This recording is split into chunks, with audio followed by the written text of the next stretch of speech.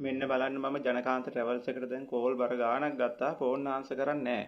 මගේ නෝනාගේ ජීවිතය අනතුරේ දාලා කුවෙට් වල ඔන්න බලන්න මම දැන් කෝල් ගන්නවා ආන්සර් කරන්නේ නැහැ.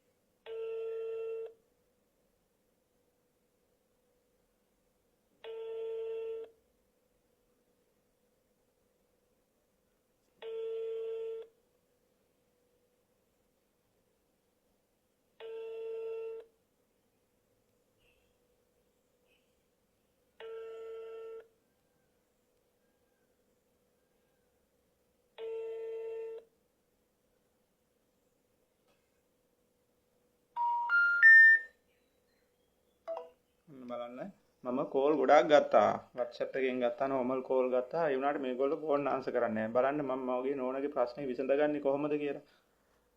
මේගොල්ලෝ ෆෝන් ආන්සර් කරන්නේ නැහැ. නෝනාගේ ප්‍රශ්නෙට විසඳුමක් දෙන්නේ නැහැ. නෝනාගේ අසනීප තත්ත්වය ගැන පෙන්ඩෝල් පෙත්තක්වත් දෙන්න මේගොල්ලෝ මේ කාටවත් කියලා එහෙම උනන්දුවක් නැහැ. බලන්න මේගොල්ලන්ගේ වැඩ. මේ ජනකාන්ත ට්‍රැවල්ස් කඩුවෙල. අපි සංකසර් කියලා කියන්නේ.